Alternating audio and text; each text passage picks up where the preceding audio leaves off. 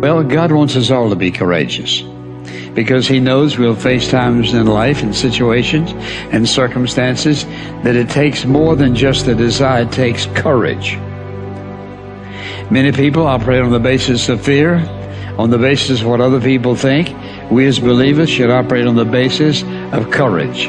Courage to say no when we ought to say no. Courage to say yes when we should say yes. So what kind of courage do you have? Is yours sort of floating between depending on the situation? Or do you know the difference between right and wrong for your life? And you've made up your mind. Do we sit down and let change just happen to us? Or are we just watching change happening around us?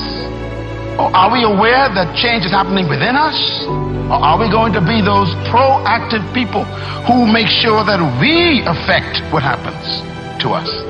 Change also produces four types of people. They are in this room. First of all, there are people who watch things happen. Not all change is improvement. You used to weigh 128, and now you changed. And for some of you, that's not an improvement. You lost your wardrobe. You lost your ability to climb up steps fast. You even lost the quality of health that you had. Change doesn't mean improvement all the time.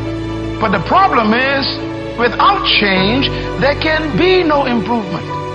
So you have to decide what to do with change. Change will happen, and if you are not careful, it could be destructive. So you have to determine, what kind of change do I want in my life? And I want you as a young person, as a mother and a father, as a business person, to think about your company even, or your family, or your educational pursuit. What kind of classes do you want to take in college this year? What kind of grades do you want? What kind of relationships you want to have in your life? Who do you want to drop and who do you want to pick up in your relationships? What kind of people do you want to associate with? Where do you want to travel that you've never been? What are the books you need to read you never read before? The changes come with choices.